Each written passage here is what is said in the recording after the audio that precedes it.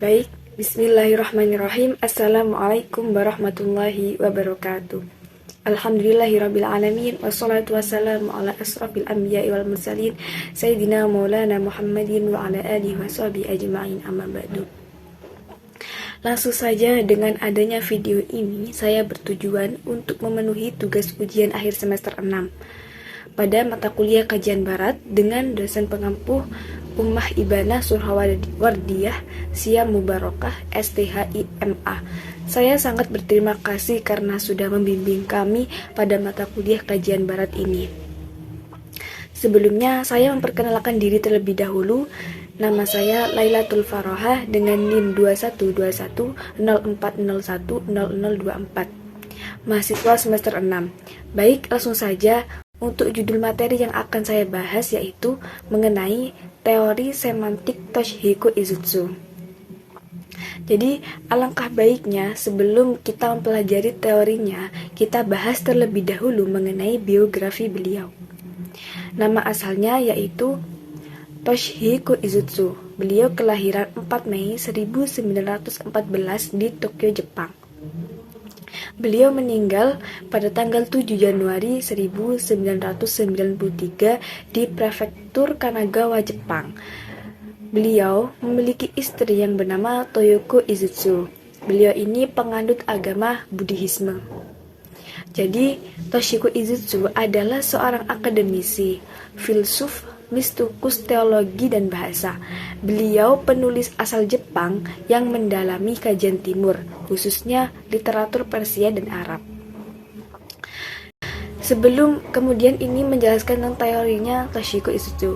Sebelum menjelaskan mengenai cara kerja teori semantik Toshihiko Izutsu, saya akan menjelaskan tentang pengertian semantik sendiri menurut Toshihiko Izutsu.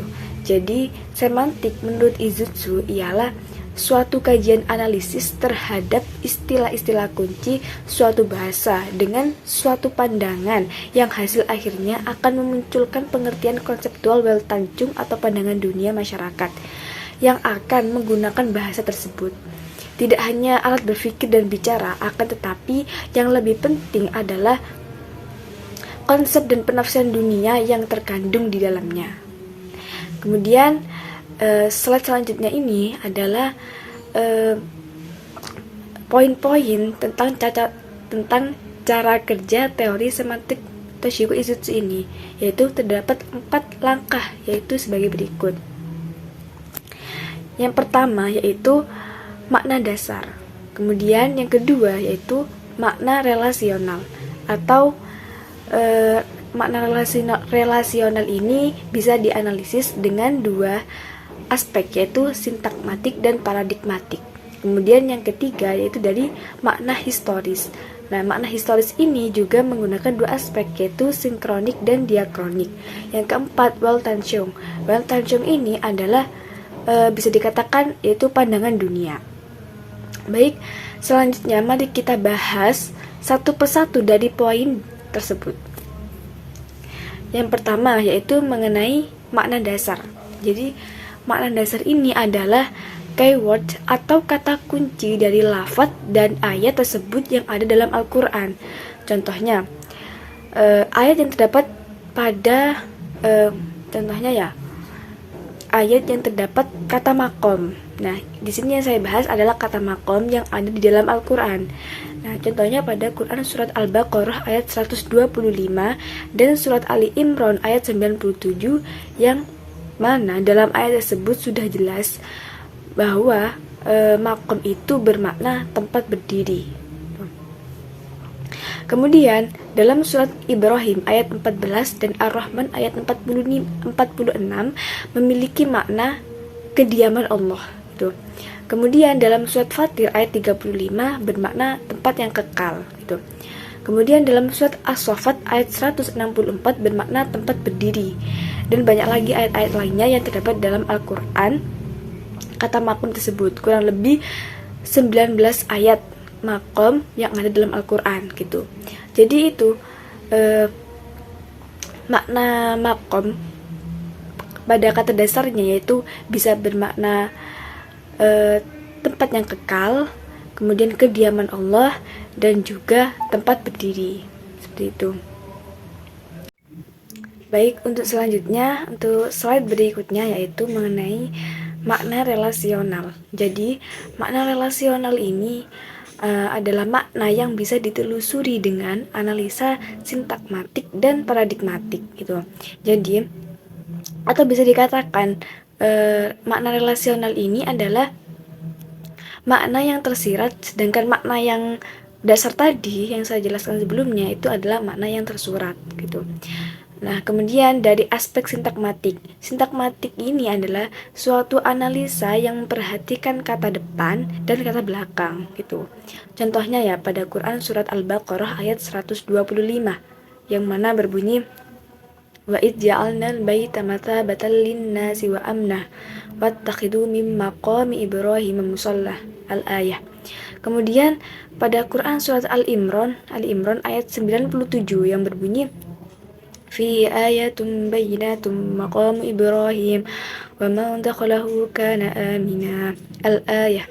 Jadi relasional kata maqam Ibrahim tersebut jika diartikan secara literal maka akan memiliki arti tempat berdirinya Nabi Ibrahim gitu. Akan tapi jika makam Ibrahim diletakkan dengan ayat di atas, ayat tadi yang saya baca itu, kemudian itu bisa dikaitkan dengan kata lain pada ayat di atas, maka bermakna batu di mana Nabi Ibrahim berpijak saat membangun Ka'bah gitu. Nah, awal mulanya yang mana kata jika dilihat dari aspek secara literal, maka makna makom itu adalah tempat berdirinya Nabi Ibrahim gitu. Namun jika dikaitkan dengan ayat tadi, jika dikaitkan dengan kata sebelumnya atau sesudahnya ayat gitu, nah itu maka kata makom itu tadi bermakna batu di mana Nabi Ibrahim berpijak saat membangun Ka'bah, seperti itu. Kemudian yang analisis paradigmatik gitu. Jadi analisis paradigmatik ini adalah mengkomparasikan kata atau konsep tertentu dengan konsep lain seperti antonim dan sinonim gitu. Contohnya ya, kata makom di dalam Al-Quran itu memiliki beberapa persamaan kata, yaitu ada kata makan, ada kata majelis.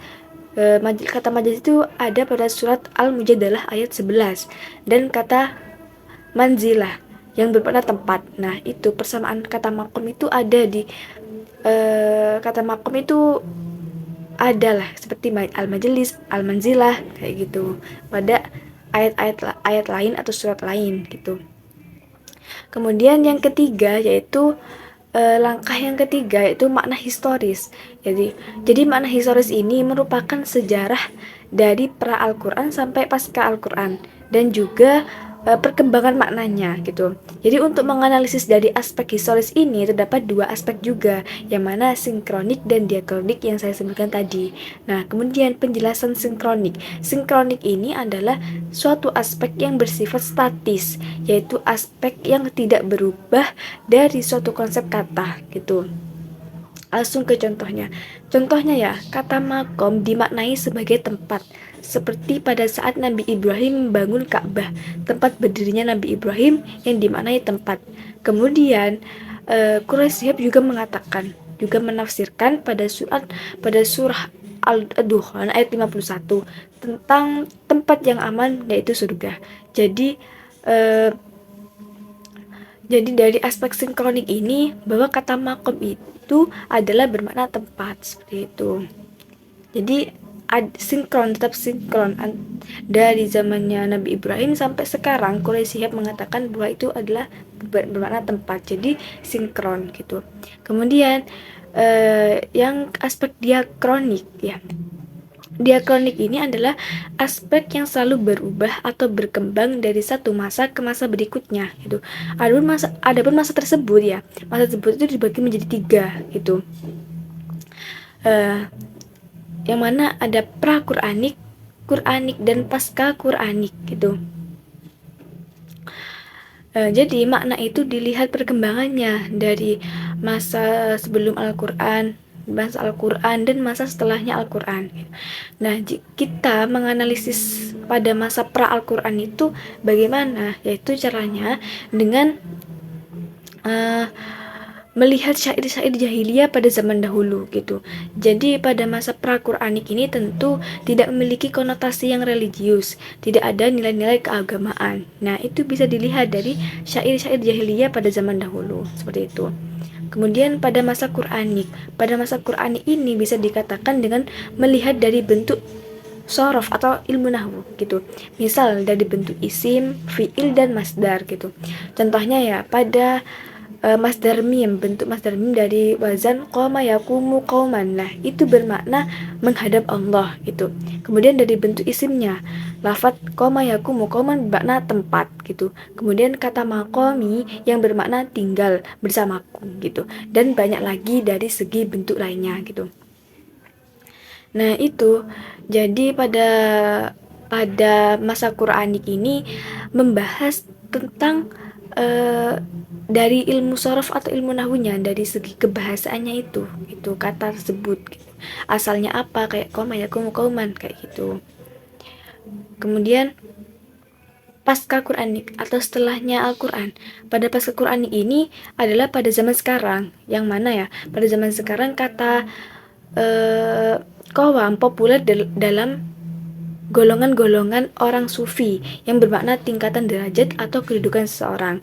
Nah, kita sudah mengetahui ya bahwa sekarang ini kata makom itu yang kita ketahui adalah tingkatan derajat atau kedudukan seseorang. Nah, itu dari golongan sufi sekarang ini gitu. Itu pada masa pra-Quranik itu. Pasca Quranik. Ya, pasca Quranik. Kemudian setelah makna historis tadi, kemudian ada poin terakhir yaitu Weltanjung. Weltanjung ini adalah pandangan dunia. Jadi Weltanjung ini adalah hasil akhir dari ketiga cara kerja teori semantik yang saya jelaskan tadi. Yang mana ya dengan menggunakan kajian semantik Toshiko Isutsu ini telah mengindikasikan kata makom pada surat Al-Baqarah ayat 125.